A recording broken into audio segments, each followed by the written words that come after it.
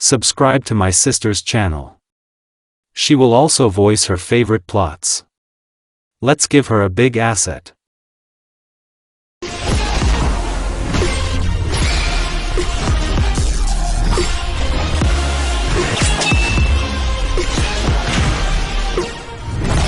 Henge no Jitsu, he seems to have disguised himself normally. I hope no one recognizes me. Now Naruto was peering at his reflection in the water. An elderly, black-haired man was looking at him. Naruto stopped near a small lake in front of Konoha, and before his appearance in the village he carefully disguised himself, change his appearance, hide the chakra, ask, force, Kurama doesn't show up. What was the reason for such a masquerade? Naruto himself did not really understand, but suddenly one day, after he loudly declared that he would become the first genin Hokage, the entire female population of Konoha suddenly announced a hunt for him. He became more popular than Uchiha Sasuke, who still returned to the village, and after him, Naruto, the girls began to run around with their tail. Such attention from the female sex was simply shocking. And in the literal sense of the word. One of the girls hit him with all the dope lightning technique.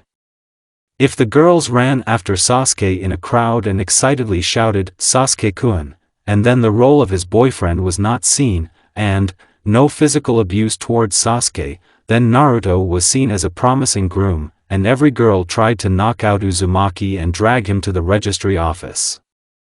Since Uzumaki is slow-witted, it will be problematic to persuade him, but tell him to marry you and he can run away. It's easier to send him into a blackout, and then quietly marry him to himself. Damn, like in ancient times, I saw a beautiful ancient woman, shouted, "My woman," knocked her out with a baton and dragged her into my cave.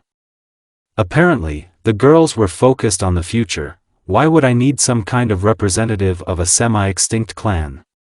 Who is fixated on his revenge, sold out for power, betrayed the village, killed his brother. It's kind of unreliable. I'll cut off the future Hokage better for myself. And what? Strong, kind, caring, cute. It's like a stone wall behind him. Although, no. Reinforced concrete wall. Therefore, an everyday walk turned into a task of a steeper rank S. You run like through a minefield, explosions, screams, simultaneously dodging all kinds of techniques of all elements, kunai and shurikens. And the tasks? Even though Naruto takes the most difficult tasks, he always returns unharmed. What is very upsetting for the female staff of the hospital, now Naruto is walking down Konoha Street towards the Hokage residence. In another guise, it is much better. And then, until he realized that it was better to disguise himself, he broke through to the residence with a heavy fight every time. You have to keep your face. Not a single emotion, otherwise they will ignite. Poker face. Entering the building, Naruto breathed a sigh of relief, because the most difficult and most part of the way has been passed. But do not relax. Naruto still remembers how he was attacked right in the frame. And how they did it. They put sleeping pills in the ramen. Without Ayam, the daughter of the old cook, certainly not done. At least Kurama smelled the sleeping pills. And at home, you have to search all corners, closets, for hidden fans every time. Waking up one day tied to the bed of one of them, Naruto asked Anbu Konoha now to guard his sleep all night and not let anyone near his house. Damn, it's sad. I can't even rest properly now. Naruto almost burst into tears from grief, but accidentally bumped into Hanabi. Naruto's heart thudded a couple of beats. So, the main thing is not to get burned by your behavior, girl, are you okay? Naruto held out his hand to help Hanabi up. He deliberately changed his voice so as not to reveal himself. "Oh, yes, thank you. I'm sorry, I was inattentive." Hanabi got up and shook out her dress. After looking intently at Naruto, she suddenly asked, "Are you the new shinobi in our village?" I'm sorry, I haven't seen you here before, but your protector. Damn him. I forgot to take it off. Did you really guess? Ah, well, yes, I'm new. Naruto laughed nervously. Here I go to Tsunade Basama. Tsunade Basama? Hanabi asked and looked intently at Naruto. Damn, I screwed up. Naruto felt like he was breaking into a cold sweat. Well, I've heard it called here by the Hunins among themselves, and I decided to try it too. Naruto tried to get away. Ah, well, then I see, Hanabi replied indifferently. Have a good day. Goodbye, and Hanabi went on down the corridor. Did you really believe? Naruto's mountain fell off his shoulders, and he was about to go on, but he heard behind him Hakurokujian's show. 8 trigrams 64 palms. Naruto turned around. Hanabi was standing in a fighting stance, and Naruto and Hanabi were now standing in a circle, glowing green. CSR 4, 8, 16, 32, 64. Naruto collapsed on the floor like a log. That's shit. Meanwhile, Hanabi approached the immobilized Naruto, who assumed his real form, and sat on top of him. Their faces were opposite each other. Naruto, did you think that by disguising yourself, you would deceive me? I guessed everything right away, and Byakugan only confirmed my guess. Well, now, Hanabi took Naruto's palm and put it to her chest. Well, now she's going to start pouring something about high feelings, about love for me, that she always liked me, blah, blah, blah, blah, and all that. Heard and repeatedly. Help, help, Naruto is harassing me. Pervert. What? What kind of trick is that? Dad. Help me. Naruto baka yentai. She continued to shout at the entire Hanabi residence. A curious crowd of onlookers has already rushed out of the offices. He's groping my breasts. He has dishonored me. Hanabi pressed Naruto's palm more tightly to her chest, and continued to pour. Ah, my maiden honor has been violated. Dad. He did not keep himself waiting. Jumping out from around the corner, he began angrily poking at Naruto with his finger. You defiled my daughter. Now the honor and future of the Hyuga clan is at stake. After all, no one will marry my daughter now. The whole point of this well-coordinated and staged theatrical production reached Naruto. Naruto, in front of people, publicly groped the future head of the clan. Shame and shame for the rest of Hyuga's life. But there is a way out. The wedding. Naruto is a man of honor and words, and he will simply have to marry Hanabi, and restore the violated honor of the maiden and the clan. And Hayashi gets Hokage and Konoha's strongest shinobi as his son-in-law. Well, now, Naruto-kun, you just have to marry Hanabi. You don't want to break the girl's heart, Hayashi said. I'm sorry, Hayashi-sama, but not this time. I understand what you're up to. But no. Bye. Naruto jumped out of the window. When? How? Hayashi just noticed that Hanabi is now sitting on a log. I see. So with the help of the chakra, the fox has restored the flow of the chakra anew. Strong, Hayashi smiled contentedly. It will be a good addition to the Hyuga clan. You know, Dad, I wanted Naruto-kun even more, Hanabi said, looking out the window where Naruto jumped out, and her cheeks gradually turned pink. Got through. I have to say thank you to this redhead. If he hadn't blown my blocked tenketsu with his chakra, they would have married me, and they wouldn't even let me say a word. Naruto was rushing across the roofs towards his house, and he already felt with his heels how the hunt was beginning for him. Naruto did not notice how a whole squad of girls, armed to the teeth, grew up on his way. Barely dodging a cloud of shurikens, he abruptly turned and jumped into the street, and continued to run. They are driven like a fox on a hunt. Can I complain to the Animal Welfare Society? They say, protect a 20-meter-tall red fox with 9 tails, locked in me and me too at the same time if possible. Turning into an alley, Naruto created a bunch of clones that scattered, dragging most of the chase with them. But especially persistent girls continued to pursue him, and now it seemed they would catch up. Sorry girls, but not today. Naruto entered the Biju mode, and easily walked away from the chase. Once he was a couple of steps away from the house, he headed for the house, but, Kage main no Jutsu. Shadow imitation technique, trap after trap. Today they are much harder and smarter. And more inventive. So many traps. Forgive Naruto, Shikamaru made Naruto see him.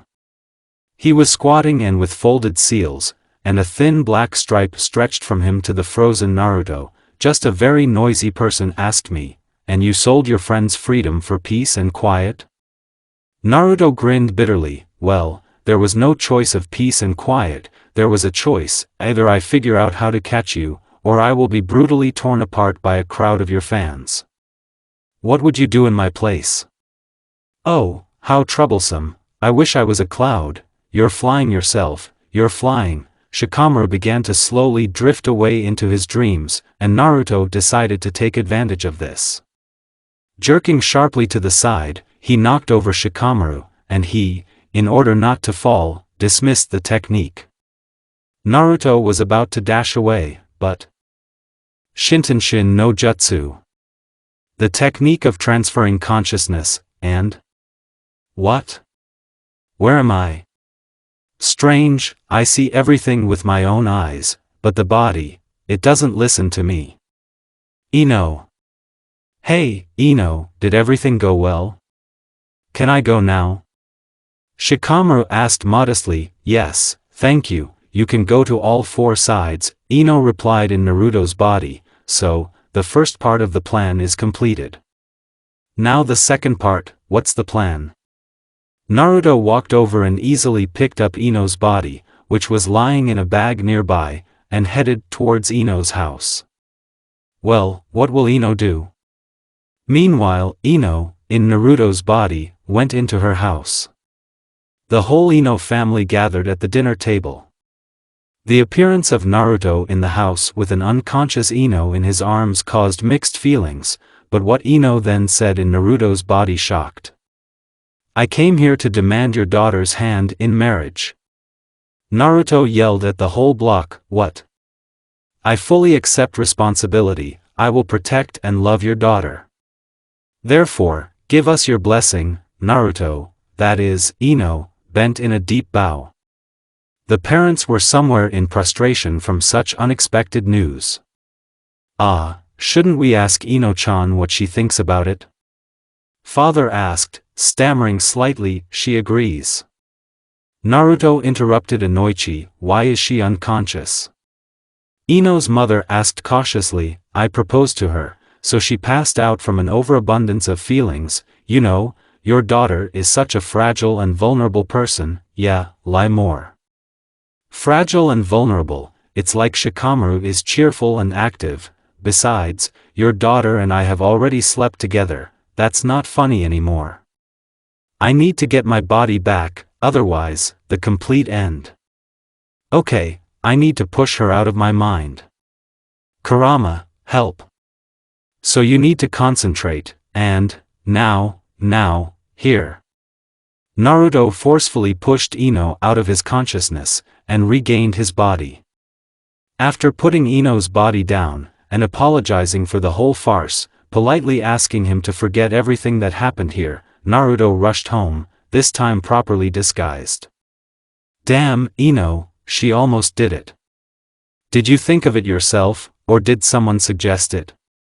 So, the note is to kill Shikamaru for his dastardly act. The second note is to always remember that they are becoming more inventive. The night, thanks to the enhanced watch of the ANBU near the house, passed relatively calmly, not counting the screams and noise under the windows. Morning. Hell, I don't even want to wake up. Everything has become very complicated. Now they know that I'm in the village, so we need to figure out how to get to the residence safely. Naruto got out of bed, washed up and sat down for breakfast, thinking about his plan along the way. The idea is crazy, of course, but it should work, asterisk, come on, Naruto-kun, let's date. Now a beautiful girl with blonde hair and blue eyes was circling around Naruto. I said no. And anyway, get off me. Naruto tried to drive away the restless girl, but in vain. In addition, a whole crowd of girls appeared at the end of the street, who were heading in their direction. Bad. Very bad. If they notice now, hey, girls. Look, Naruto-kun is here. The blue-eyed blonde waved her hands invitingly, he's here. What are you doing? Hush, if they see me. Naruto tried to shut up the girl, but it was too late. The girls had already noticed him and rushed in his direction. Naruto had no choice but to rush in the other direction, simultaneously cursing that girl. A crowd of girls rushed by, simultaneously throwing kunai into the object of their adoration. After waiting until Naruto and the crowd of pursuers disappeared around the corner, the girl, straightening her hair, walked towards the residence. Yes. My plan succeeded. Disguise myself as a girl, and then use a clone to distract them from the real me. As they say, if you want to hide a tree, then hide it in the forest. Naruto, smiling contentedly, walked to the Hokage, enjoying the silence and tranquility.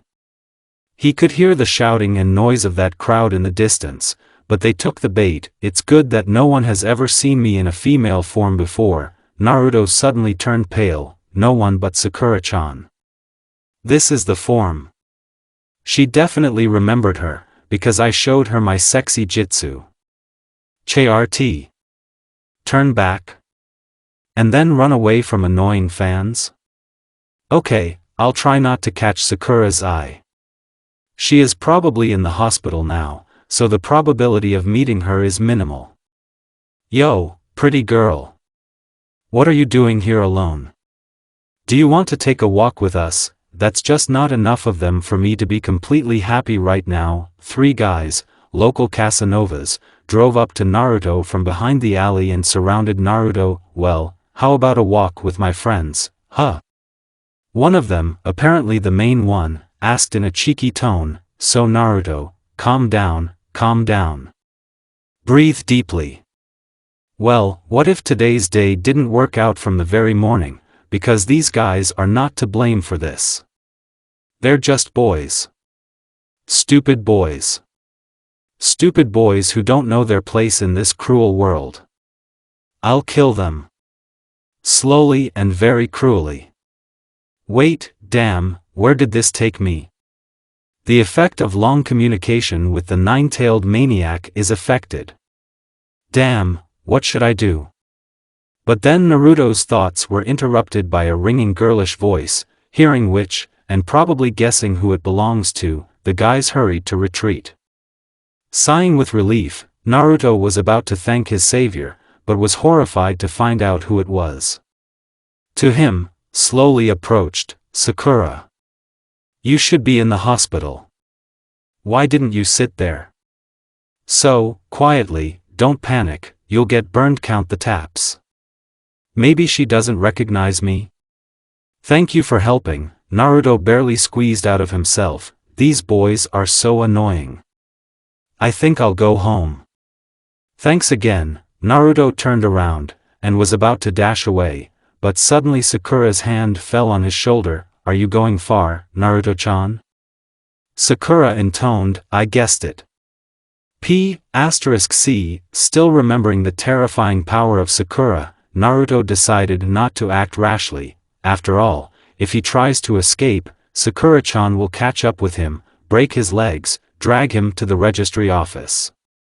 Of course, once Naruto dreamed that he and Sakura would be together, but such aggressive behavior of Sakura in a relationship very, scared Naruto. So he tried to stay away from her. Naruto's brain feverishly thought through all possible options for salvation, but each time he discarded all ideas of salvation, since Sakura's hand on his shoulder would easily break his collarbone if he dared to escape. What a setup. Now he is pinned down on the street by a girl, but he himself is now in the guise of a girl, exactly. I'm kind of a girl right now, right? These should be used. Sakura, you won't hurt the girl, will you? Lowering his eyes, Naruto spoke in a girlish voice and tried to escape. Of course not. Let's go. Sakura grabbed Naruto and dragged him into a dark alley. Once there, she pinned Naruto to the wall. Sakura-chan? Naruto asked anxiously, and whose did you think of?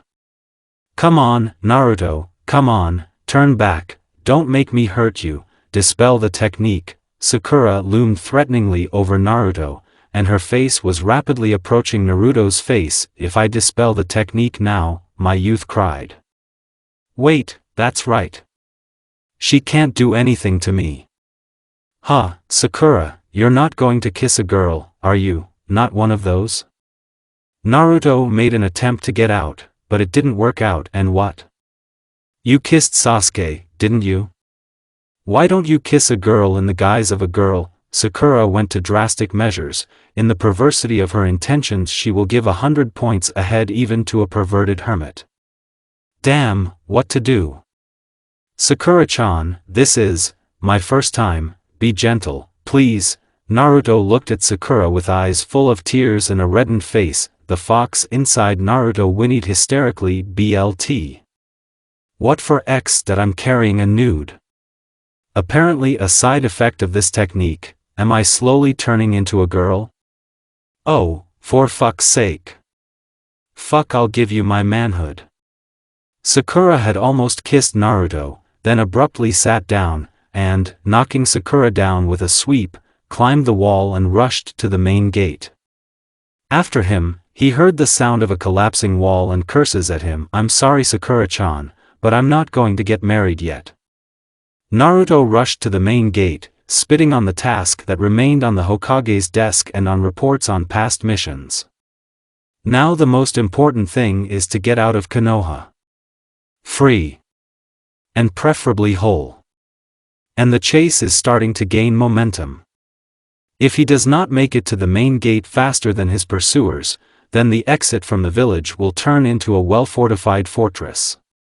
Which, at the cost of hundreds of clones and mountains of spent chakra, will have to be stormed. Busy with his thoughts, Naruto managed to dodge the shurikens at the last moment. Bad.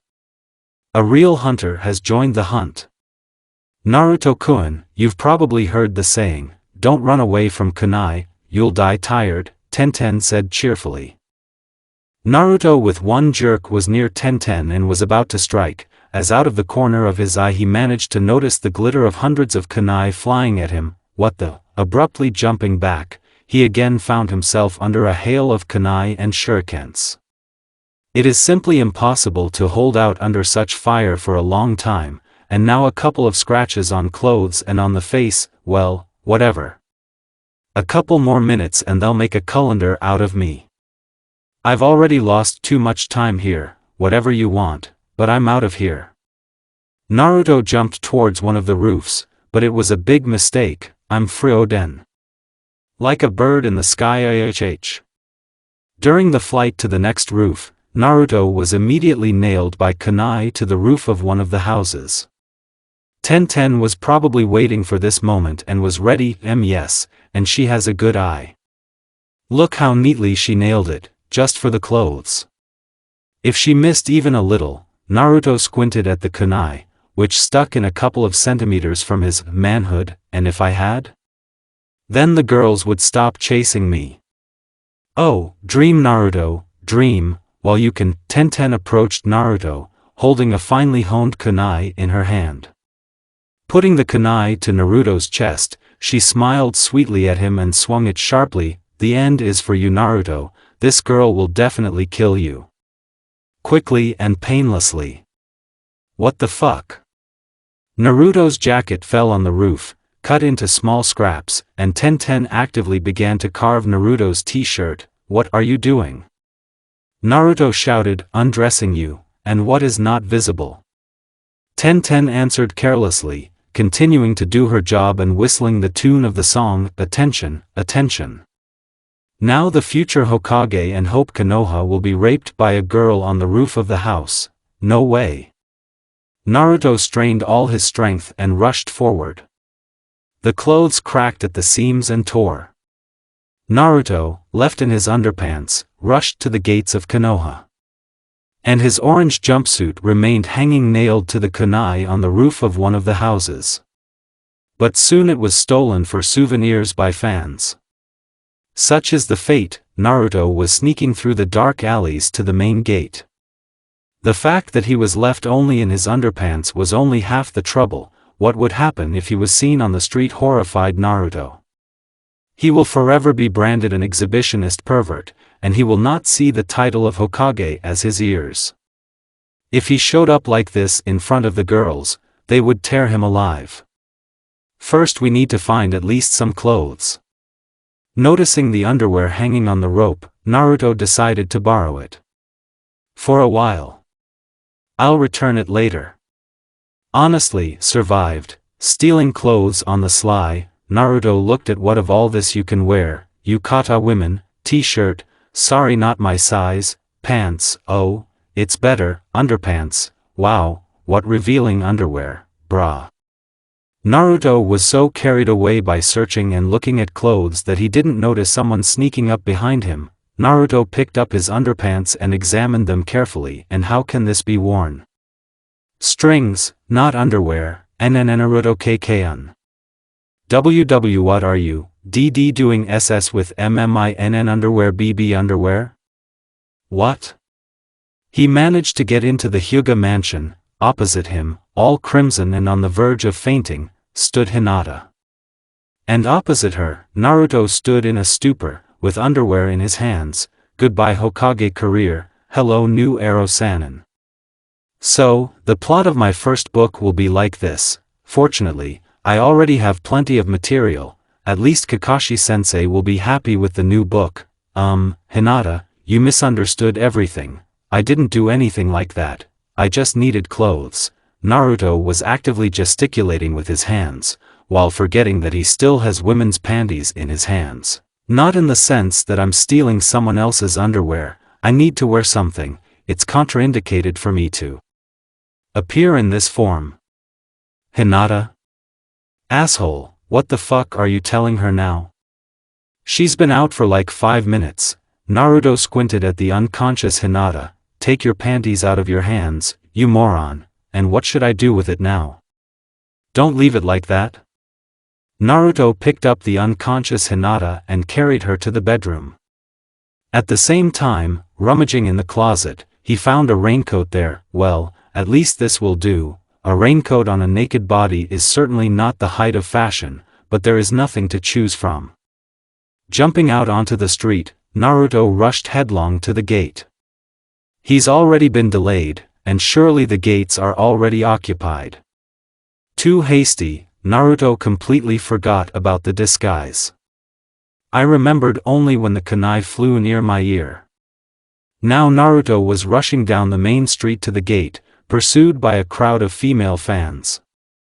From the crowd, sounds like, drive him at me or, let's push, we've almost caught up, or, aim more precisely, so that right on the spot, could be heard from time to time. Only a miracle can save me now. This miracle has now taxied out of the nearest store with its trademark Uchikovskia muzzle. Allah, I'm the coolest here and I don't care about anything.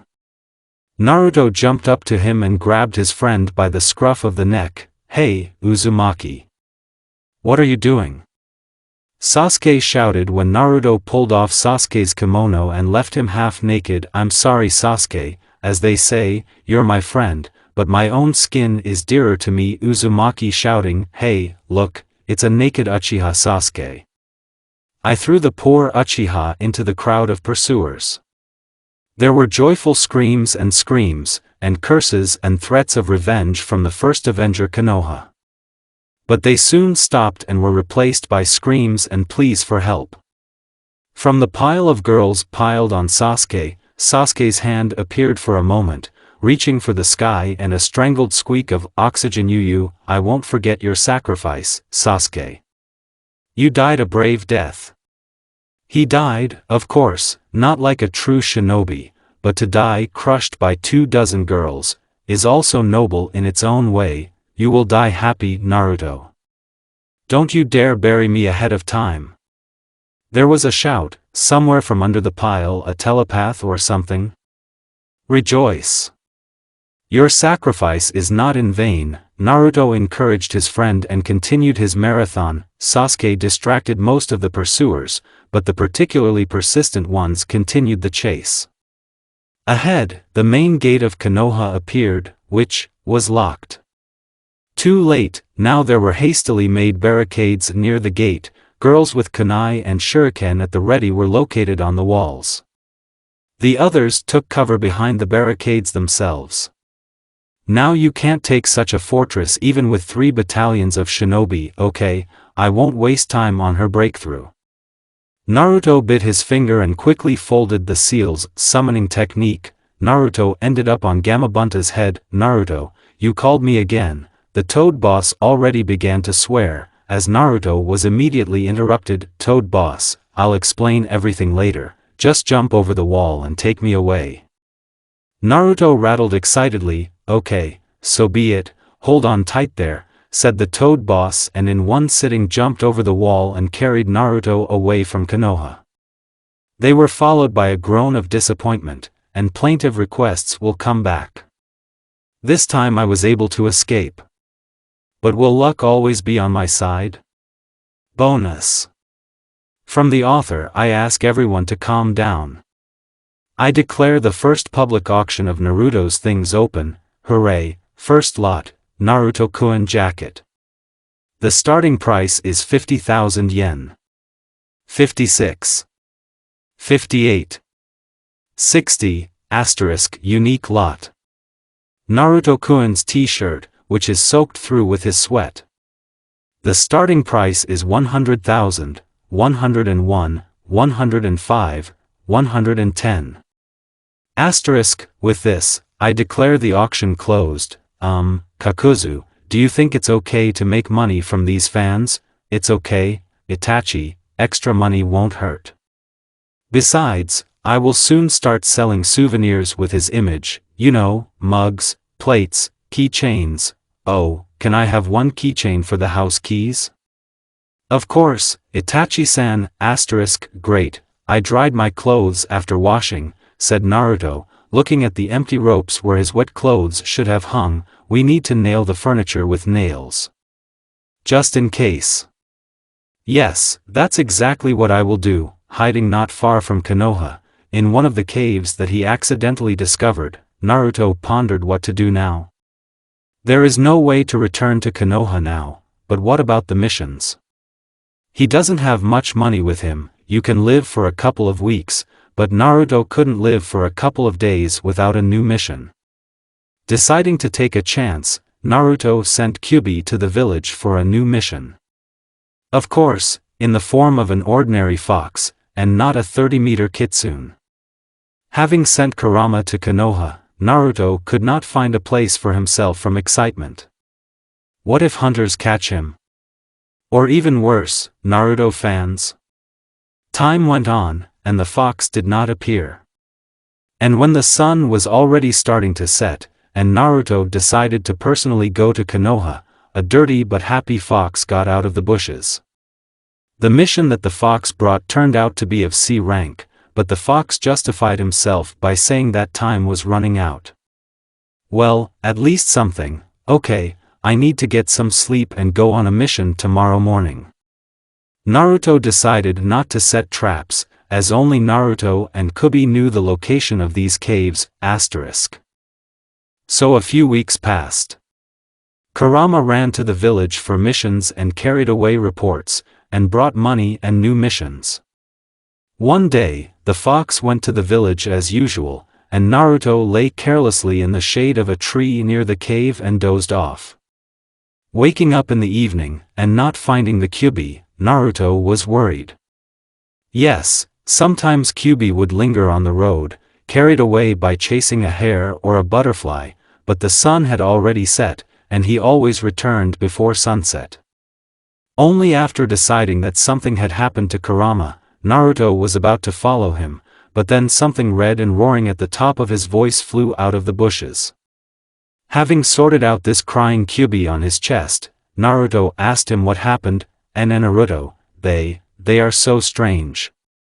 Naruto made out in the cry of Kyubi, so, stop crying, explain it to me normally. Naruto was gradually losing patience. You're a nine-tailed demon fox, Naruto, run away from here. They forced me, they said that if I didn't tell them where you were, they would let me go to Shuyuyubiyu. The fox, who had just calmed down, roared again, and I don't want to be a Shuinbyo, so that's where you're hiding, Naruto-kun. Out of the bushes, where the fox jumped out recently, slowly came out into the light, the fifth Mizukage. As always, in a revealing outfit, Naruto, it's her, she. The fox immediately moved behind Naruto. Greetings, fifth Mizukage-sama, Naruto greeted politely, figuring out in his head what she wanted from him. Yeah, Naruto, don't you know? I walked from my village to your 100 kilometers, watched and intimidated the fox, so that he would show the way. I came here 40 kilometers through the forest to drink tea. I brought home cookies with me from Kirigakure. Naruto-kun, I need to discuss something with you. It concerns the military alliance between our villages, Terumi said quite seriously. What? Did I hear right? No offers, no let's date and the like. Kami-sama, praise you. A normal person. Very well, let's go to my cave and discuss it, please. Ladies, go ahead. Uzumaki motioned Mizukage to go inside. Naruto, come to your senses, there's a catch here. Kyubi, in the name of the safety of his skin, never got out from behind Naruto. What's the catch? A man came to me to discuss business. What's wrong with that? Naruto was offended. That's the point, that she came to you, and not to the Hokage. Kyubi was talking excitedly, sometimes peeking out from behind to look at Terumi to see if she suspected anything. But she was walking, and did not pay attention to the conversation between Naruto and Kyubi. Naruto waved away the annoying fox. Meanwhile, they found themselves in a vast cave, where Naruto's temporary shelter was located.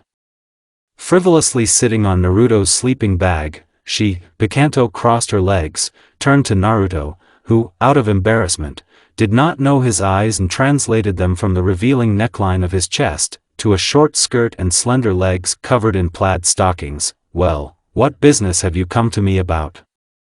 Naruto interrupted the silence, trying not to look at Mizukage and looking around. Wow, what a beautiful cave I have. How did I not notice this before? I didn't notice because you haven't had a real sex bomb in the flesh before. An ideal figure, 90-60-90, and besides, she probably longs for you, and will allow you to do things with her that the books of Ero Sanin were not nearby. Here, look, these delicious breasts are swaying in front of your face. What?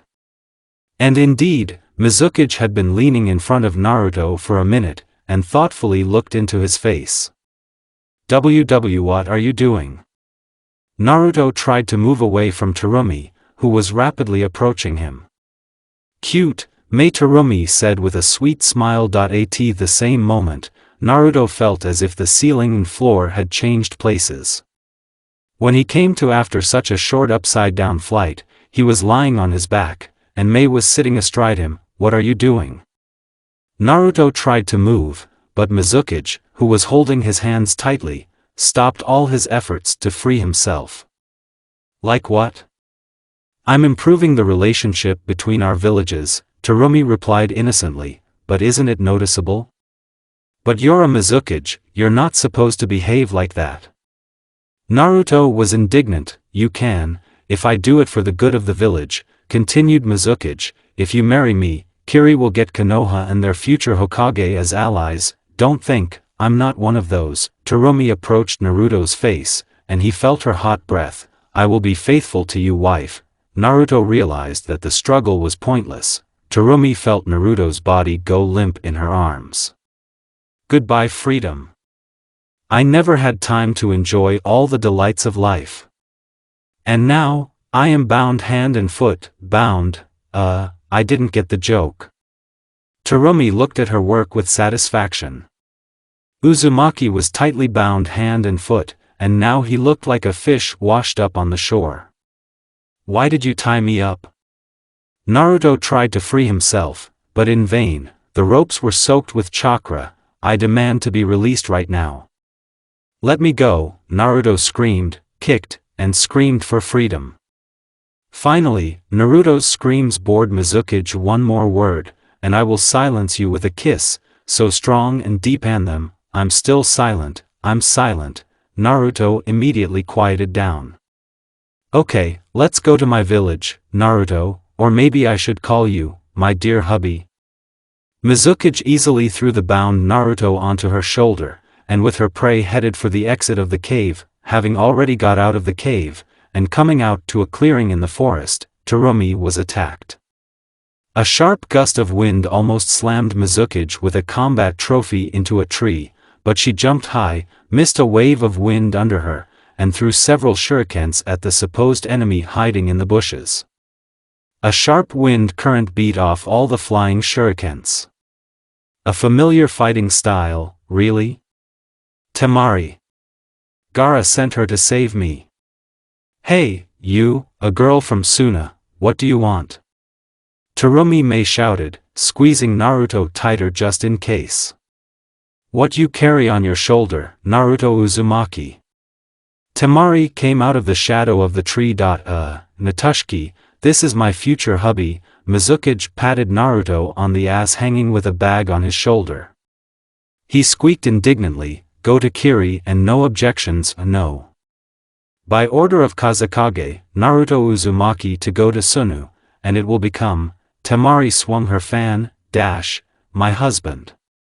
Gaara. I'll be free to roll into the asphalt. That's how you treat your friends. Although, the benefit of the village is above all, but, I'll go anyway. Naruto found himself in the epicenter of the battle. Terumi, not wanting to part with Naruto so easily, fought fiercer than Naruto in Kubi mode. Temari nevertheless attacked Mizukage with the same tenacity and tried to force her to release Naruto, which she succeeded in doing. The fight moved into the forest. Mizukage, jumping from branch to branch, missed Temari's counterattack. She quickly found herself near Terumi. With a blow of the fan, she was able to force Naruto to let go of her hands and jump to the next branch. Temari, who was already reaching for the fallen Naruto, was immediately attacked by Mizukage herself. Lying across the branch, Naruto tried to get out, but without calculating the movement, he fell off. Naruto. Temari and Terumi cried out at the same time. Here it is, a free flight that will last only a couple of seconds, and I'll be crushed to a pulp. I caught it. A voice exclaimed cheerfully, and soft girlish hands caught him up. Caught at the last moment. Temari, I should say thank you to her. Temari, thank you for catching me, otherwise I would have once. Naruto opened his eyes a little, fought, what kind of Temari, Uzumaki? Completely moved. Kuratsuchi looked at Naruto questioningly. The old man is at Tsuchikage, and you too? Kuratsuchi, thank you for saving me, but could you free me? Naruto asked, what else? Naruto, you will become my fiancé. Kuratsuchi grinned. Everything went like clockwork. While those two were fighting, she dragged Naruto right out from under their noses. Hey, where's the joy and happiness on your face? You have such a noble bride, Tsuchikage's granddaughter. Kuratsuchi continued to chatter, and Naruto almost burst into tears. Yes, even the daughter of a daimyo, but they could at least ask his consent whether he wants to get married or not, otherwise everything is somehow developing unilaterally. But Kuratsuchi was not allowed to finish his speech. Naruto tried to crawl away, but someone's foot blocked his way. Deciding to find out the owner of the interference, Naruto raised his head up in order to examine him. What? Why is it so dark all of a sudden? Naruto desperately turned his head to see something, and suddenly stumbled upon something soft and warm. Pervert. Immediately, a powerful blow threw Naruto a couple of meters away, and it immediately became light. He got under my skirt. I'll kill him. Stop, Karui, this is the order of the raikage. You have to marry him. Of course, I wouldn't refuse myself, but... Yes, I don't care, Ko Samui, he saw mine, in short, I'll kill him. Shinobi Kyumo. That's just not enough of you here. Kuratsuchi growled, Uzumaki is going to Iwagakure, and rushed to Naruto, who was lying in a coma. Ko Samui and Karui immediately stopped arguing. A couple of well-aimed shurikens, and everything fell into place again.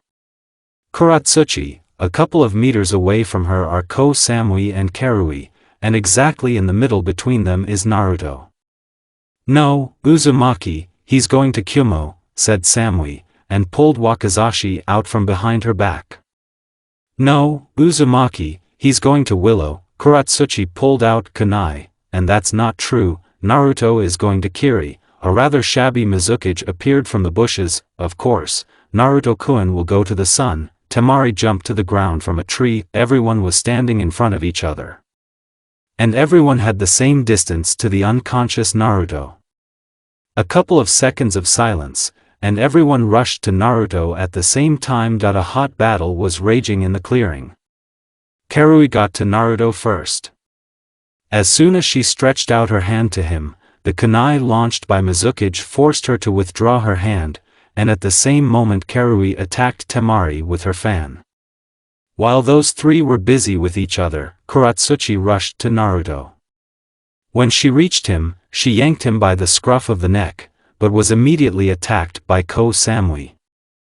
Naruto, who had fallen out of Kuratsuchi's hands, was immediately intercepted by Karui, who, leaving Temari and Terumi to fight among themselves, went to help Samui.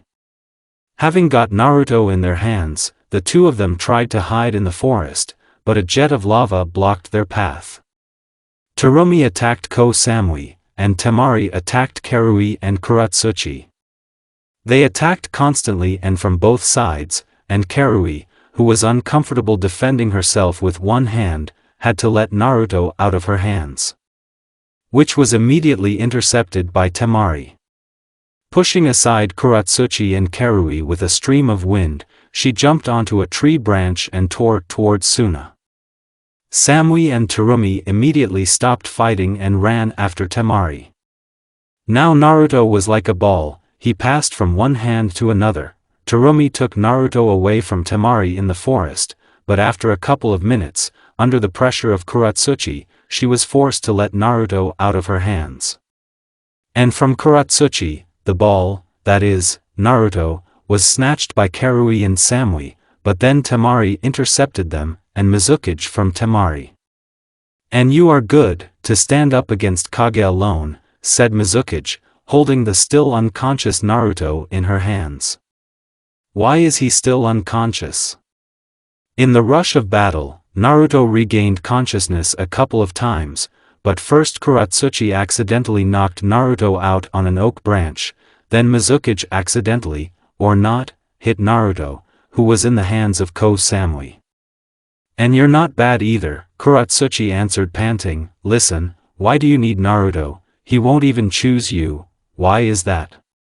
Terumi was surprised. Why did he give up a 30-year-old aunt when there are beautiful and young girls nearby? Kuratsuchi proudly straightened up. Temari, Karui and Samui fighting nearby agreed with Kuratsuchi. But I have it. Terumi shook her huge breasts. And what will you interest him in, punts? It's just a jounin vest tightens the chest, and so I have more. Kuratsuchi began to justify herself, all red with embarrassment. It's just that they haven't started growing in full measure yet. In 2 years they will be bigger than yours.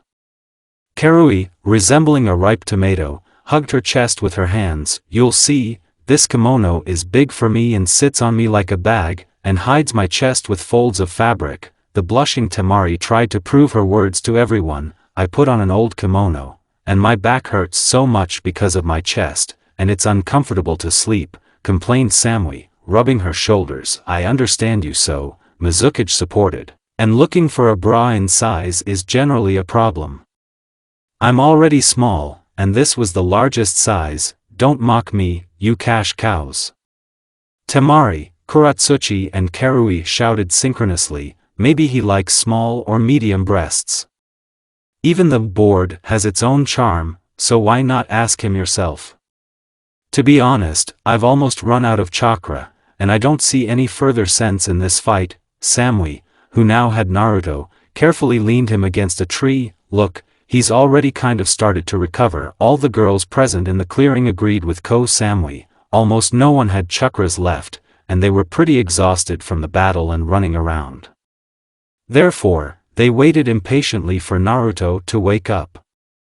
It would be necessary to wake him up as soon as possible, otherwise we will wait a long time, said Samui, looking at Naruto tossing and muttering something in his sleep. Okay, I'll wake him up quickly.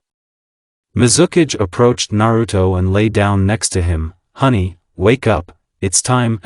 5 more minutes. Honestly, Naruto smiled blissfully, I have to work by 9, well, if that's the case. Mizukichi approached Naruto's face. Wake up, my future fiancé, and she lightly bit the tip of his ear. A little more. Stupid cat, why are you licking and biting my ear? I had such a stupid dream. I don't have a cat, do I? Naruto jumped up as if scalded. He remembered everything, and Mizukichi, and the ropes, and what was under her skirt. At this point, Naruto looked at Karui and blushed deeply, and Karui, apparently guessing what he was thinking at that moment, almost strangled him. This is the end. Naruto looked around and realized that he was completely hopeless.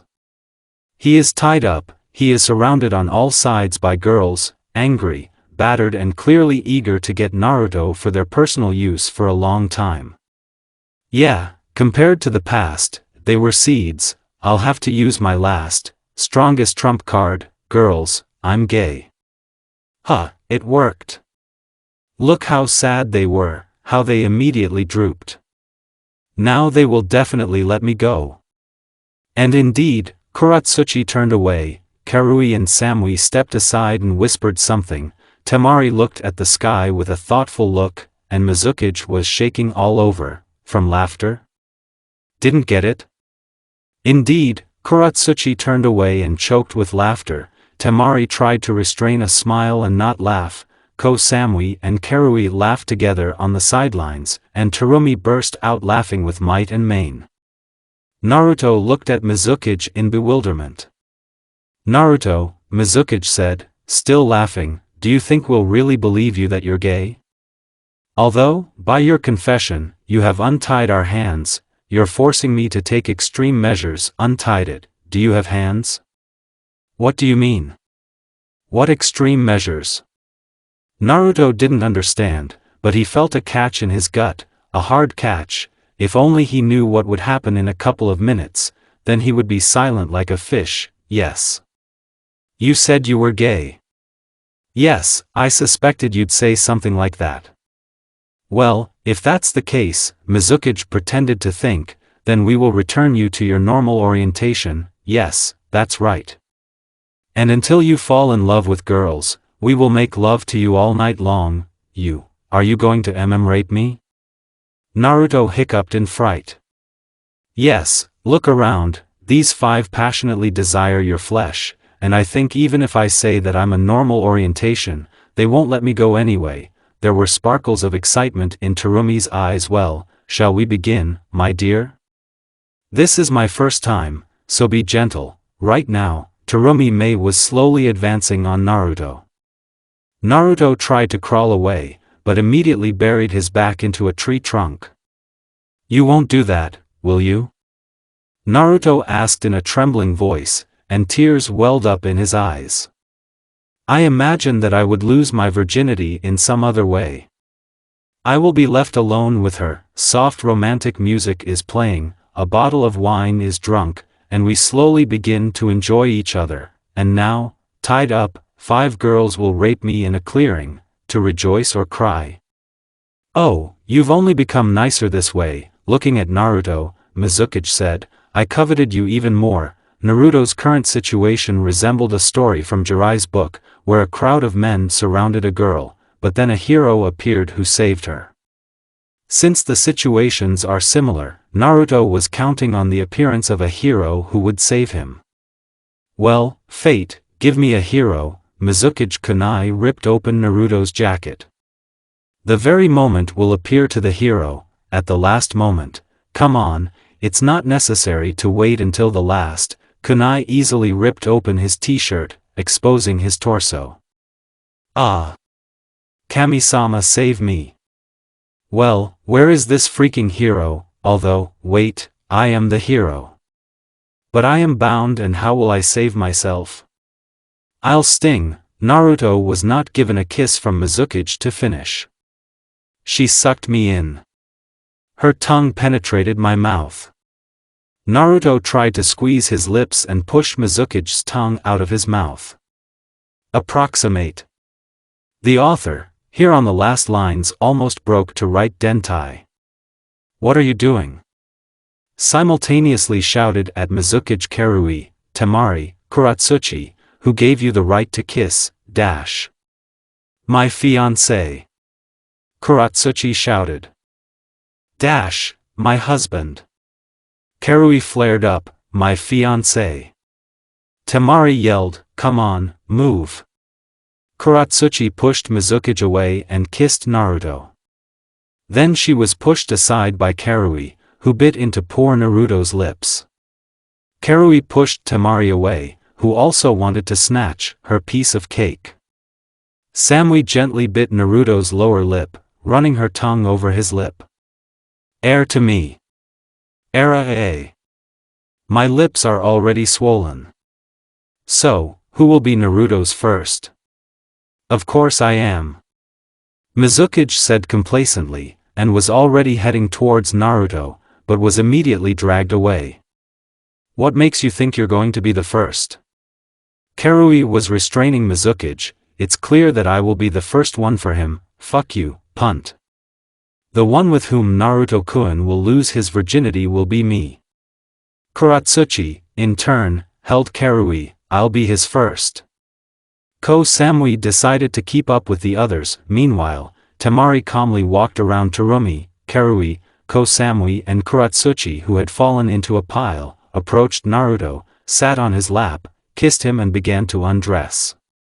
Alas, her maneuver was noticed by the others, and now 5 girls are entwined in a tangle, in which each tried to prove that it was she who would take Naruto's virginity. Naruto, using Sumitoha, tried to crawl away. Naruto crawled until a shadow loomed over him. How far is Naruto-kun going? Mizuki said as innocently as possible. All the girls were hanging over him. Naruto swallowed nervously. We talked here and decided that Naruto-kun. Mizuki jerked Naruto to his feet. For the fact that you tried to escape, we will keep you tied up for a couple more days, and in this couple of days we will do so many things with you. Mizuki was not allowed to finish. Hey, let go of Naruto-kun. That voice, it's the guys. They came to save me. Naruto's eyes filled with tears of joy and emotion. Indeed, on the opposite side of the clearing stood Uchiha Sasuke, Chuji Akimichi, Nara Shikamaru, Hugo Neji and Rock Lee. Guys, you came to save me. Naruto was happy as a child. Not really. Didn't get it? The thing is, Naruto, the guys hung their heads. We were forced. If we don't return you to Konoha, then, Neji's lips trembled. Hanabi-sama said that she would pull my Byakugan on the back seat. Naruto, go back to the village. Nagi almost cried. Ino said that she was driving me with workouts and would put me on a diet. Chuji bellowed. Tenten said she would make a living target out of me and make me do push-ups with an iron statue on my back. Naruto-kun, you must come back so that I can continue to enjoy the power of youth, alive. Lee said quickly, clouds, they'll torture me. They said they'd put me in a dark basement with no windows and make me run if I don't catch you again. Shikamaru said. Uchiha didn't say anything, but Naruto noticed a carefully smeared black eye and came to the conclusion that Sakura had promised Sasuke to pull his Sharingan into the back seat. It's a shame guys, sold a friend's freedom for their lives. It's sad. Guys, if you haven't noticed yet, I'm tied up, and not with you. Naruto pointed with his head at Mizukage holding him by the scruff and Kuratsuchi, Karui, Temari and Samui crowding next to him. Both sides drew their weapons and rushed into battle, the girls for their happy future in marriage with Naruto, the guys for the integrity of their organs and the safety of life. Each side decided to use their most powerful attacks from the very beginning. The battle became fiercer and fiercer. The combatants came to their senses only when Sasuke shot Amaterasu to where Naruto was lying, which he soon regretted. He was immediately smashed into the ground by 5 furious girls. Even Susanu's defense didn't help. The fight stopped by itself. The guys' hearts sank into their heels. Now they will not return to Konoha, otherwise they will be quickly torn apart by Naruto fans. So what do we do now? Said Rock Lee, looking at the burnt grass and ropes. Sasuke-kun, you burned him with your Amaterasu. No, I accidentally, really. Sasuke started to justify himself, but an angry look from Mizukage silenced him. Shikamaru carefully examined the rope. We're going back to Konoha, the mission has failed, Neji said in a sepulchral voice. He already imagined what Hanabi and Hayashi would do with him. We're going back to our villages, girls, Mizukage said sadly. Now there are embers left from Naruto. After saying goodbye, everyone went in different directions. But, is Naruto-kun really dead? On the move, chewing chips, Chuji said. Before death, you can't eat enough, and Akimichi sent handful after handful of chips into his mouth. No, he's alive, Shikamaru said, looking somewhere in front of him. I felt the remnants of Kubi's chakra on the rope. I think he burned the ropes with his chakra and ran away under the noise of the battle. We will live. All the guys exclaimed joyfully at once. You felt it during the battle, didn't you?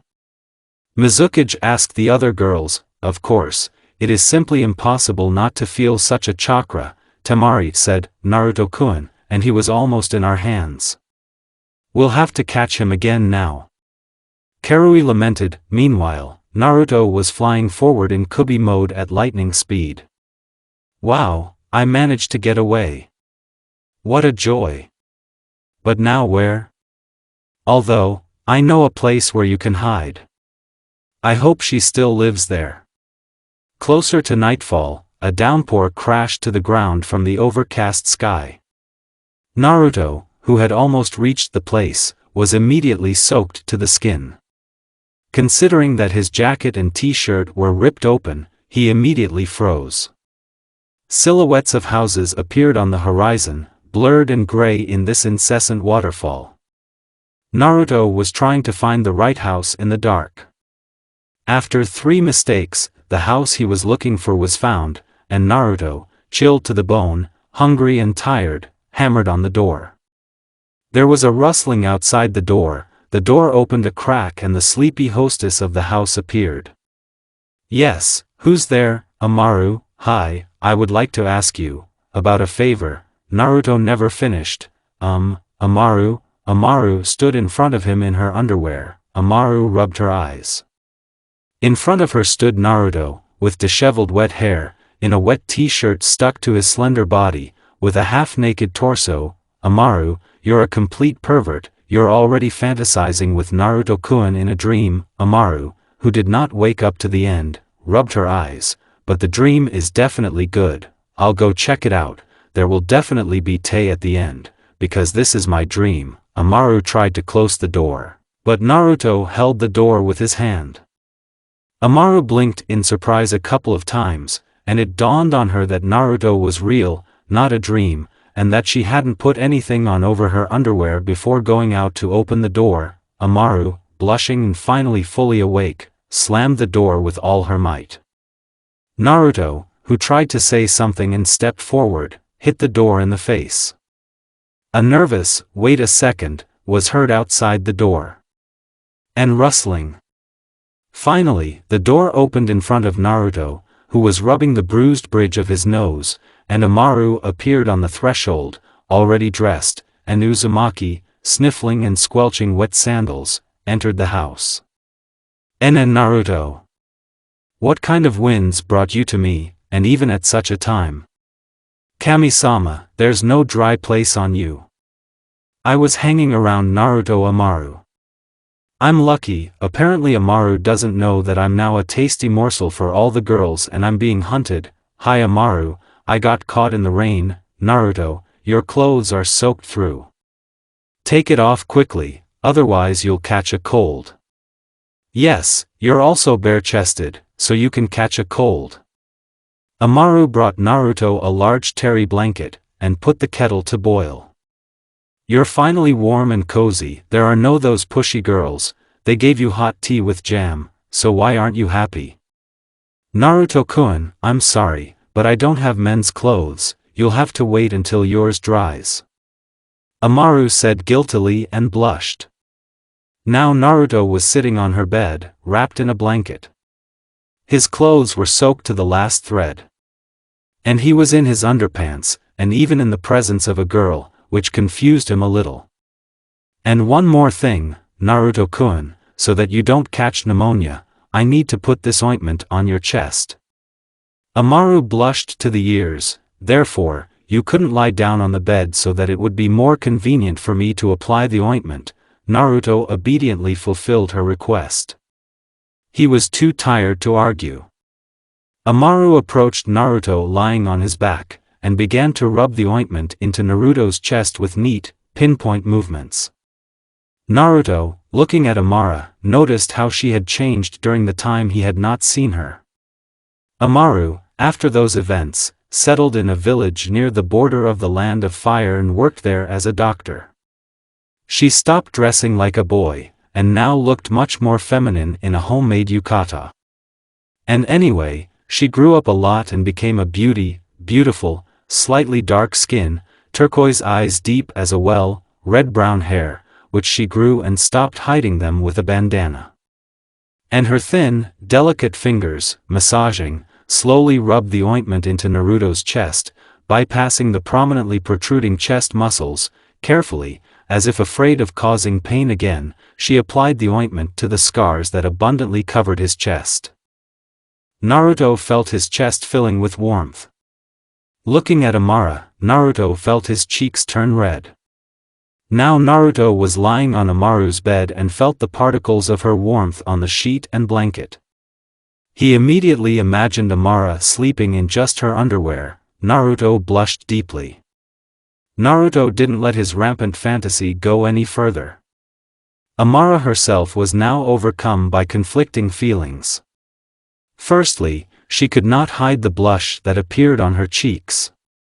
The fact that the man she really likes is now at her house and almost completely naked, and even in her bed, and she is now so easily touching him, but on the other hand, as a doctor, she should leave the feeling for later, and help Naruto. He spent several hours in the rain, and probably caught a cold.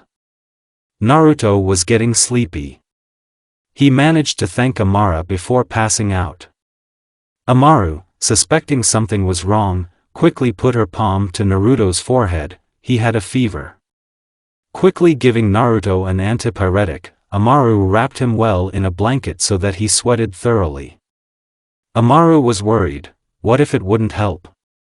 But then she remembered that the teacher once said, if a person is sick, then the warmth of another person can cure and support a person. Amaru turned red like a tomato. What shamelessness is this? But if it helps to cure Naruto, I'm only doing this so that Naruto gets better quickly. Besides, this is the only bed in the house. Amaru justified herself as best she could. The fact that she would sleep with Naruto-kun in the same bed certainly suited her. But if anything, this is one of the methods of recovery and correction of the patient. Quickly undressing, she slipped under the covers. Suddenly, a sharp flash of lightning and the deafening thunder that followed it made Amara instinctively cling to Naruto. How scary! Amaru exhaled and snuggled closer to Naruto. It's good that at least not alone. Naruto-kun, what are you doing? Naruto's left arm wrapped around Amara above her chest, and his right hand landed on the girl's thigh. Naruto-kun. Amaru squeaked in a strangled voice when Naruto squeezed her thigh. Then the hand crept higher, and Amaru realized that a very long night was waiting for her. It's so warm and pleasant that I don't want to wake up, the pillow is so warm and soft, and there are two of them at once. Naruto giggled in his sleep and hugged his pillow tighter. The pillow squeaked and tried to push Naruto away. Naruto did not like it, the fact that the pillow resists and does not allow him to sleep normally. Naruto decided to bend the pillow under him so that she would stop resisting, and he almost leaned on the body and wrapped his arms around it. How a real pillow flew into the muzzle and the cry "Bakate" woke Naruto up. Naruto opened his eyes and saw Amara looming over him with a pillow in her hands. My God, Naruto, you're like a child. Amaru whispered, all red with embarrassment, as she served breakfast on the table. And Naruto was thinking hard about whether he dreamed that the pillow was squeaking and pulling out, and why did Amaru hit him with the same pillow? Another important factor was that when he woke up, Amaru was in her underwear for some reason. Then there was another blow to the face with a pillow, a rustle of clothes, and a shout that if he opened his eyes, he would get a pillow again. Naruto decided not to push his luck. Meanwhile, Amaru was mentally killing herself for her stupidity. According to the plan, she was supposed to get up before Naruto to get dressed and cook breakfast and medicine, but, firstly, Naruto groped Amara all night wherever possible and impossible, and managed to fall asleep only closer to dawn. Amaru spent the whole night removing Naruto's playful hands from her body and blushed sharply when he resumed his work.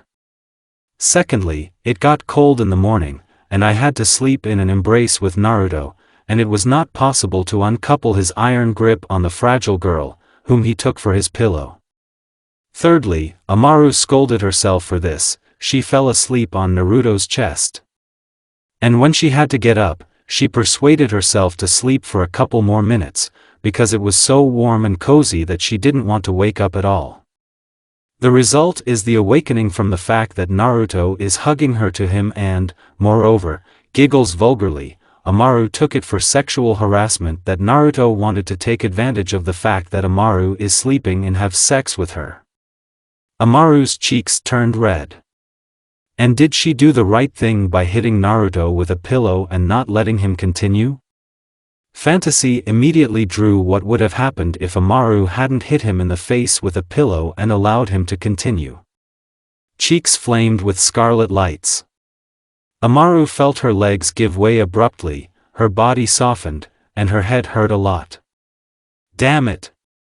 Apparently, I got infected from Naruto, Amaru thought, before she felt herself falling. Well, I'm a doctor. Naruto, still undecided what to think about Amaru's morning behavior, concentrated on what he would do next. Escape? He's already running. Need to hide somewhere and hide? They've already found him once. Then what? Naruto's thoughts were interrupted by the sound of a broken plate and Amaru, who was about to fall to the floor. Instantly being near Amaru, he managed to catch her. One look at her face was enough for Naruto to understand everything. Picking her up in his arms, Naruto carried Amara to the bed.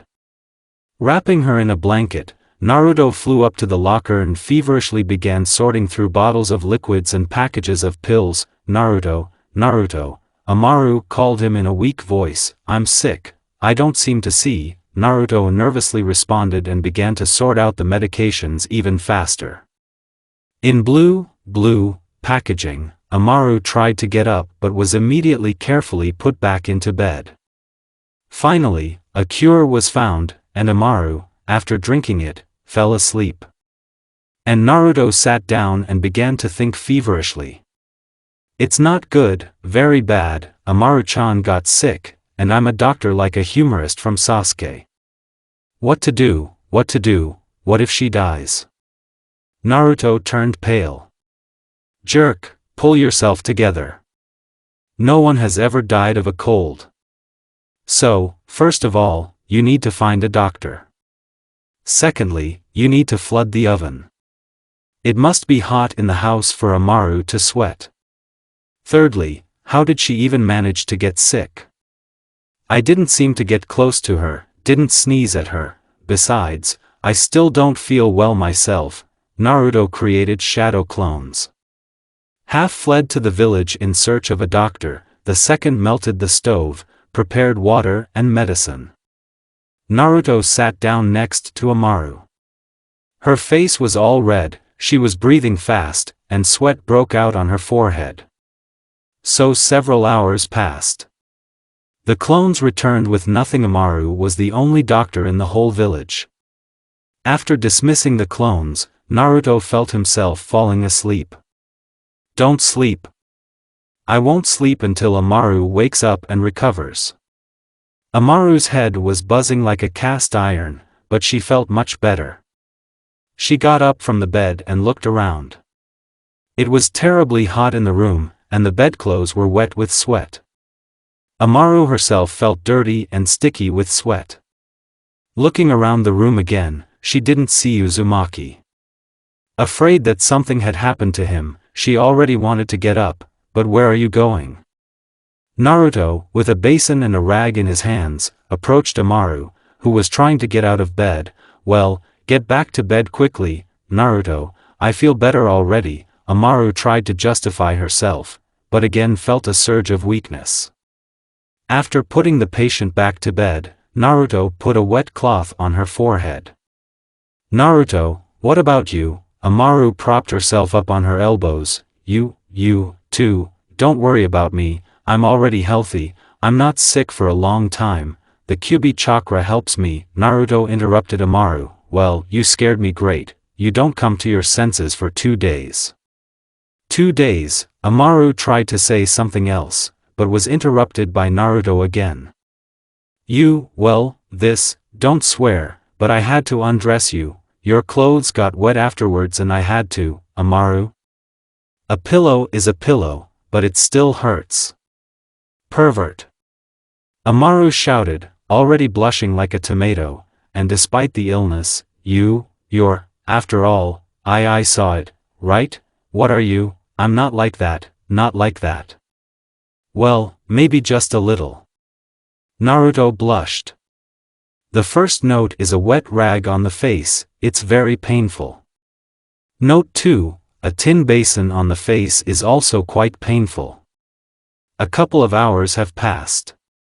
Amaru kicked Naruto out of the room, and he was sitting in the kitchen now, but at the same time listening attentively to what was happening in the next room.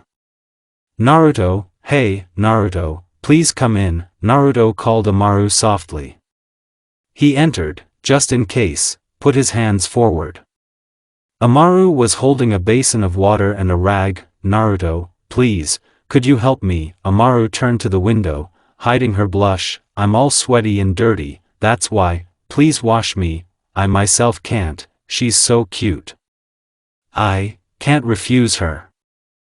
On seemingly stiff legs, Naruto walked up to Amaru, took a rag in his hands and wet it, touched Amaru's back. She shuddered. Cold water dripped down her back. Why, it's okay, go on, Amaru panted. Naruto swallowed and continued. Hey, Amaru-chan, I'm here to get some medicine. Sakura came into the room, those herbs that you advised, don't you understand? Naruto realized that this was the complete end. Hey, Amaru-chan, I'm here to get some medicine. Sakura came into the room, those herbs that you advised, don't you understand? What are you doing in bed on a day like this? Amaru looked around the room in confusion. Naruto was gone. Just a basin on the floor and a rag. Amaru thought that Naruto had used the transformation technique, but why? Suddenly she felt something move in her legs. Amaru carefully lifted the blanket and her eyes came across Naruto. He put his finger to his lips and gestured at Sakura. Then he looked at Amaru with a pleading look.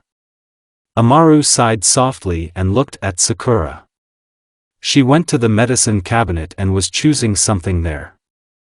In general, Amaru and Sakura, since they are both doctors, quickly became friends, and Sakura often came to her to consult or just chat. Meanwhile, Sakura was cheerfully telling the news from Konoha. Amaru cautiously asked, "Sakura, don't you know what's wrong with Naruto?" Sakura suspected something. "Why do you need Naruto?"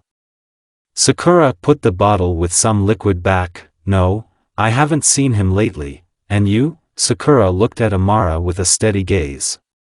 "Well, it's just that we haven't seen each other like this for a long time, so I remembered about him." Amaru gave a fake laugh, but felt a cold sweat break out on her. Now Sakura was looking at her like a boa constrictor at a rabbit. "You know, Naruto is now a noble groom, and the girls are running after him in a crowd," Sakura said softly, "and now you rarely see him, really?" Amaru pulled a smile, while kicking Naruto under the blanket with all her might. Liar! Why didn't he tell her anything? Tom had no choice but to endure, and even when Amaru's sharp heel struck first in the face, then in the chest, then in the groin, Naruto, gritting his teeth in pain, decided to take revenge. After waiting for the right moment, he bit Amaru's leg. She screamed more from surprise than from pain, immediately covered her mouth with her palms. Sakura, who was looking at the books on the shelves, turned sharply. "Amaru, why are you still in bed?" Sakura asked innocently. "I got sick," Amaru coughed for persuasiveness. "I'm still lying in bed, and why are you so big and wide?" Sakura carefully examined Amaru's bed. It's because I sleep under several blankets and in clothes, yes. That's why. Not because there's another person in bed with me." Amaru pulled the blanket tighter around her. They burned down the office. Sakura slowly approached the bed. Amaru tried not to look Sakura in the eye, but she immediately guessed from her red cheeks. With a jerk, she tore off the blanket and beheld this picture: Naruto with his eyes closed, hugging Amaru, and Amaru herself in her underwear. "Don't open your eyes, it's all a dream, a dream." I hope she didn't notice. Try to merge with the sheets, Naruto, take the trouble to explain it all. Sakura said in a menacing voice, pulling on her gloves. "We're tearing out of here." Naruto yelled and, picking up Amaru, jumped out of the window. At the same moment, the bed broke in half from Sakura's blow. The sun was shining on the street, and the villagers shied away in all directions from some half-wit with a half-naked girl in his arms, and a girl who smashed everything in her path and threw heavy bags that 3 men could not lift at Naruto running away from her. Naruto, that, why did he grab me with him?" Amaru was swearing. Naruto silently nodded toward Sakura. "That blow split the stone wall." Amaru swallowed and fell silent. Naruto was feverishly thinking how to get rid of Sakura. Clones? Just a couple of seconds of delay? A lot of clones? There is a chance to win a minute. Naruto folded the seals, and 100 shadow clones appeared, who rushed at Sakura with a shout. The clones won that right minute. Naruto folded the seals and in Kubi mode with Amaru in his arms went into a breakaway. Naruto was breathing heavily. The Biju mode draws out a lot of chakra, and Amaru standing next to her with a serious expression on her face, half naked and stomping her foot with displeasure, demanded an explanation and immediately. Naruto decided to hide nothing from her and told her the truth from beginning to end. Amaru laughed at first, then raised her eyebrows in disbelief, then blushed, blushed even more, and finally stood all crimson. Naruto took a deep breath and looked at Amara. She was seriously thinking about something. "Amaru, I'm probably being chased right now, so I have to go." "Here," Naruto called the fox. Kyuubi grumbled with displeasure that he was not a taxi. "Kurama will get you home faster than I will." "Amaru?" Naruto asked cautiously. Amaru lowered her gaze to the ground, quickly approached Naruto, pulled him to her with a jerk and kissed him. It was only a fleeting brush of lips, but for Amaru it was the most decisive act of her entire life. "See you later, Naruto." Amaru whispered and pushed Naruto away. Jumping on Kurama, she spurred him and the fox flew at great speed towards the village. And Naruto, stunned, stood for a couple more minutes in the clearing, and then, waking up, ran to his last refuge. "Girl, you love Naruto, don't you?" Although, a stupid question, of course, Kurama laughed, and immediately got hit on the head. "Of course you love." Amaru, clinging to Kurama's fur, briefly nodded her head. Naruto was knocking on the huge gates of the temple.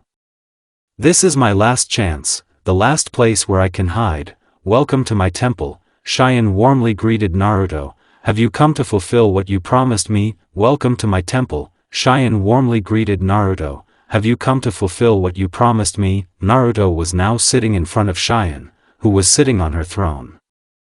A huge temple decorated with golden statues. Naruto reached it closer to night.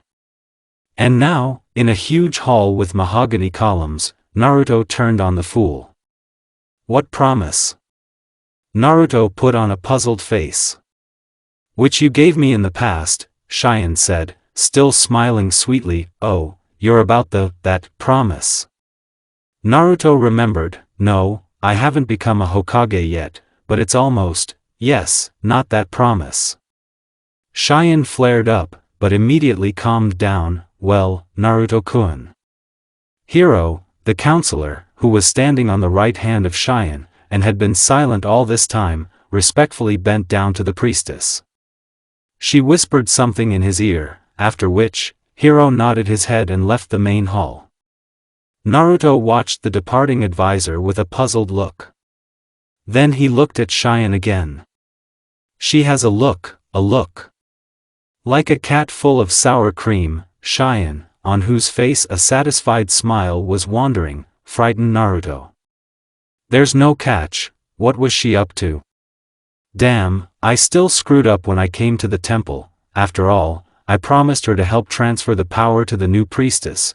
Well, I didn't know that she said she wanted a baby from me, did I?" "Ah, Naruto, and you always keep your promises." Naruto was thinking hard about how to get away from the fulfillment of the promise, and meanwhile Hiro returned to the hall, who took his place near the throne. "Naruto-kun, you're probably tired from the road, so don't you want to take a bath?" Cheyenne asked amiably. Well, of course," Naruto said absently, still being in thought. Only later, when he was already standing in front of the door to the bathhouse, he realized what he had agreed to. I'm sorry," Hiro said in a terribly drawling and sweetly cloying voice, "but we have only one bathhouse in the temple, for our priestess, and we don't have a male one, but you have." Naruto tried to ask something else, but Hiro, waving his hands and pretending that he didn't want to hear anything, pushed Naruto inside the bathhouse. Naruto sighed and began to undress.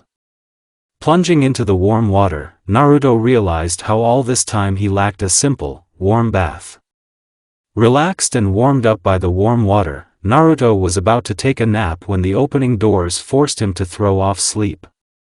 "Who's there? Come out one at a time." Naruto, thinking that it was an enemy, stood up to his full height in a fighting stance. The towel on his belt slipped down. "Naruto, can I come in?" Cheyenne, holding a towel with her hand, opened the door slightly and entered. Cheyenne, Naruto, opposite Cheyenne, Naruto stood naked. Cheyenne looked Naruto up and down, and her gaze stopped in one place. Naruto followed Cheyenne-E's blushing gaze. Shion. Naruto plopped into the water to hide his dignity. Cheyenne, as if nothing had happened, entered the water and sat down closer to the crimson Naruto. He moved away. She moved closer.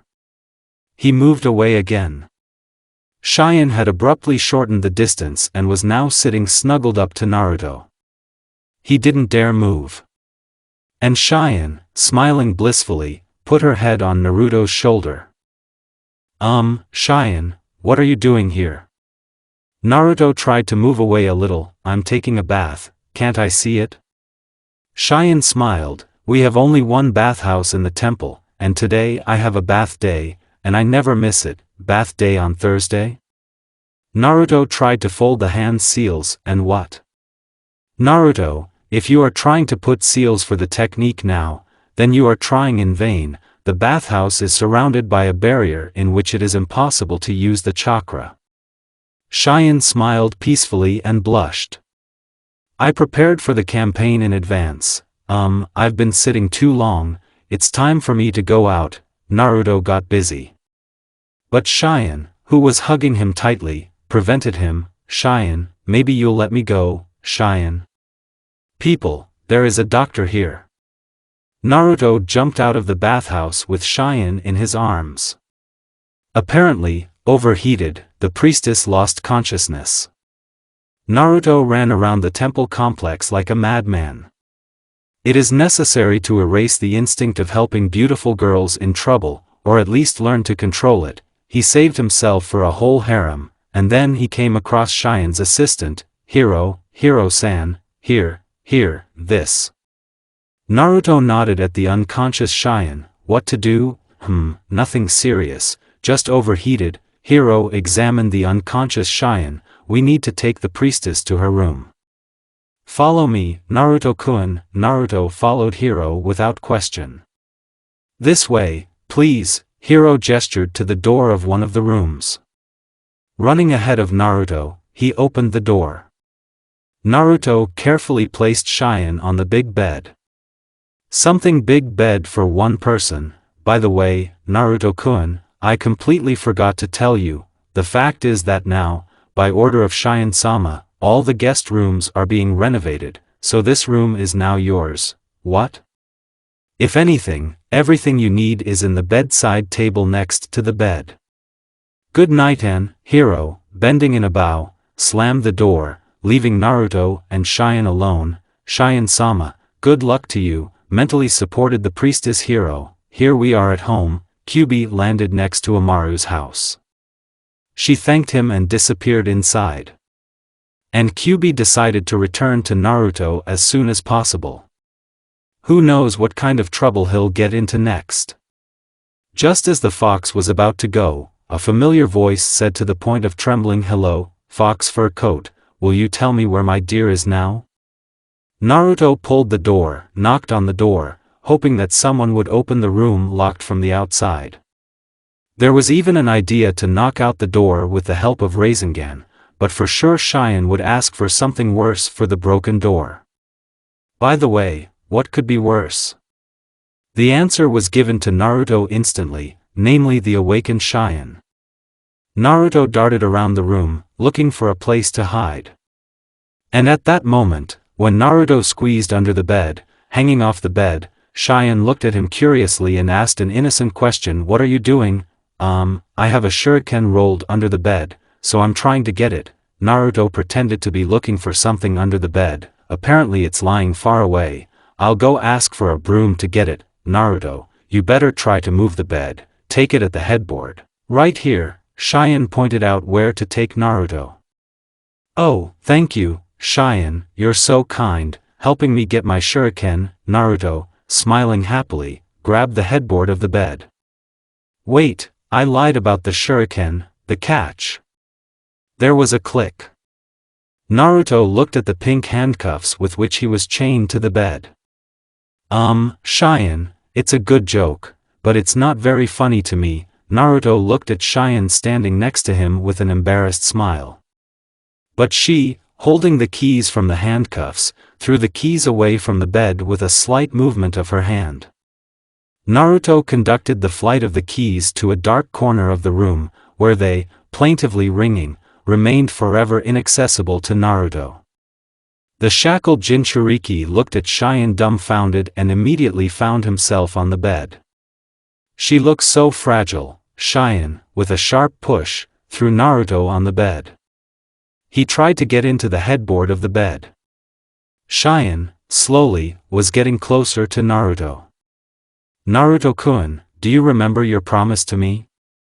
Cheyenne said playfully, simultaneously taking off her robe and remaining only in her underwear. "What are you? What a promise. I promised so many people that I won't remember everything," Naruto lied, while trying not to look at Cheyenne's chest. "And why did you decide that we would have a baby?" Harassment by Cheyenne has stopped. Naruto breathed a sigh of relief. "Of course, we will not have a child. We will have him for the second year of our marriage." Harassment from Cheyenne increased tenfold, and now she tried to pull off Naruto's pants, but he in every way interfered and resisted. Hokage does not give up without a fight. Even for your panties and virginity. Cheyenne had already half pulled off his underpants, and Naruto began to slowly give up his position, as screams and noise from the other side distracted them. The noise grew, and the door in the room suddenly burst open. Beaten guards flew into the room, and a rescue squad appeared on the threshold, in the face of already well-known Naruto faces. Well, Terumi said slowly, looking at Naruto, chained to the bed and Cheyenne with his pants in his hands. "Who are you?" Cheyenne hugged Naruto tighter. "Why did you come?" "For my husband," Mizukage calmly replied and pointed her finger at Naruto. Actually for mine," Terumi Temari corrected. "Naruto Uzumaki will go to Sunu." To Kumo, Karui intervened. In Iwagakure, Kuratsuchi came out from behind Mizukage, "And that's it." Why did you decide that I would give it away?" "He's mine. He promised me." Cheyenne tried to hug Naruto again, but, now or never. Naruto, gathering all his will into a fist, tore the handcuffs and broke through the wall, rushed into the forest. "Stop!" Mizukage rushed into the gap in the wall, the others followed her example. Cheyenne, without thinking twice, joined the safari on Naruto. Are you saying that they tried to rape you 3 times, and in a group, and you managed to escape from them, but you were only wearing underpants and a t-shirt?" Tsunade looked at Naruto questioningly and wondered in her head if Naruto was suffering from mental disorders. Yes, that's exactly it. Naruto was standing in front of the Hokage. He had no choice but to go back to Konoha and ask for protection from Tsunade, "Otherwise these tigers will tear me alive." He imperceptibly poked in the direction of all the girls who were standing behind him, and only the presence of the Hokage restrained them to pounce on Naruto and hide in full. Hokage thought about it. Marry Naruto on one means the support of the bride's village, and the tension of relations with other villages. And that means, Hokage took a deep breath. This decision was not easy for her. Taking a deep breath into her lungs, Tsunade said, "In view of the circumstances, I decided that Naruto would not marry." Naruto tensed up, his whole life depended on this decision of the Hokage. The girls behind him were seriously worried. Hokage looked around at everyone present and continued, "Until the girls present prove that they will be able to satisfy him in bed." Hokage smiled. "I'm completely finished." The Hokage gave official permission for my rape run. "Easy." Mizukage's eyes lit up with a devilish fire. "Naruto, come here." "No." Naruto flew out of the Hokage's office and rushed headlong to the gate. "Catch him." Kuratsuchi shouted with excitement and jumped out of the broken window. "He will definitely be mine. Naruto, you will become a man with me." Temari jumped for Naruto. "I had the honor to become the first at Naruto." Samui ran after Naruto. "Well, Naruto, hold on." Karui jumped out of the Hokage's office, following them. After learning about Tsunade's order, the entire female population of Konoha joined the hunt for Naruto. Hokage stood on the roof of the residence and watched the spectacle unfolding in Konoha. Naruto, fighting off the girls, tried to break through to the gate, but according to the number of pursuers, he probably won't be able to do it. I could have done it easier by just letting Naruto marry everyone, but Naruto's desperate cry reached Tsunade. Apparently, they caught the poor guy, thought Tsunade, but it's more fun, isn't it? The morning is never good. Naruto jumped out of bed in a cold sweat. He blinked his eyes dumbfounded for 5 minutes and looked around his room. The sun was shining through the drawn curtains, and a fresh breeze was blowing through the slightly open window. A dream? Thank God it was just a dream. Naruto, happily realizing that everything was just a night dream, sweetly pulled himself up in bed and jumped up, cheerful at times. Immediately dressed, he flew to the kitchen, and only when he entered, he was dumbfounded with horror. Not a dream, and I so believed in it and hoped. Darling, what will you have? Now Mizukage was standing in the kitchen in an apron and holding a frying pan with steaming fried eggs in front of her. Temari was standing next to her in a similar apron and with a plate in her hands. Say ah. Temari pricked a piece on a fork and brought it to Naruto's mouth. Naruto flew out of the kitchen like a bullet. Dream. It's just a nightmare. Naruto ran into the bedroom and ran to the bed. Kuratsuchi was sleeping on his bed, snoring and muttering something in her sleep. Almost yelling, Naruto covered his mouth with his palm and ran out of the room. Naruto flew into the shower. Running up to the wash basin, opening cold water, Naruto splashed it in his face, hoping that it would somehow sober up his memory from a dream. Looking up at the mirror, he was horrified to find Karui standing behind him, wrapped in a towel and flushed from the hot water. Naruto wiped the glass, thinking that the sharply reddened Karui standing behind was just a figment of his imagination. But an indignant scream that cut into his ears and a punch in the back made it clear to Naruto that this was not his imagination. What do you prefer? Well, Naruto, what kind of girl do you want today? Do you want a tsundere girl named Karui-san? Or the cute, quiet Hina-chan? Or Yandere? Terumi-san hugged Naruto, or Ko Samui Kuldera? Come on, choose. Terumi, can you untie him and take the gag out of his mouth? And anyway, why are you sitting on his lap? And why am I a cooler? Temari asked. Because I am Naruto's beloved wife, and you. Temari waved dismissively in the direction of the other girls, so, purely on the pickup, floors to wash, cook, wash. What did you say? Who said that you are Naruto's beloved wife? The others shouted in unison and a fight broke out. Bound Naruto just rolled his eyes in resignation. Days of the week, so, let's distribute the days of the week. Take the resurrection. Kuratsuchi took what she thought was the best day, and marked Sunday on the calendar. And why Sunday? Karui asked. Because Sunday is a day off. So dates, walks, romance, movies and, Kuratsuchi dreamily closed her eyes, no sex, because the next day he has to work, interrupted Kuratsuchi. Terumi, I take Friday for myself. Mizukage marked Friday on the calendar. Then I'll take Saturday. Temari pulled the calendar to her and marked Saturday. Damn, the best days have been sorted out. Karui cursed and noted a free Thursday. Soon all the days were sorted out, so, since today is Friday, Naruto-kun is mine. Terumi began to preen. She's been plotting this from the very beginning, everyone else guessed. Natsuki, we'll start tomorrow, so Naruto-kun will be mine. Temari said. No, we'll start on Monday, that is, with me. Sakura jumped up from her chair, and in no other way, it's best to start all business from Tuesday. It's known that Monday is a hard day. Hinata blushed deeply, so Tuesday, that is, with me. Wednesday. The golden mean in the week, said Ko Samui, who scored Wednesday for herself. Thursday the 4th is better. Karui put forward her proposal for the beginning of the week. As a result, each staked out Naruto for a month. That's the end of it.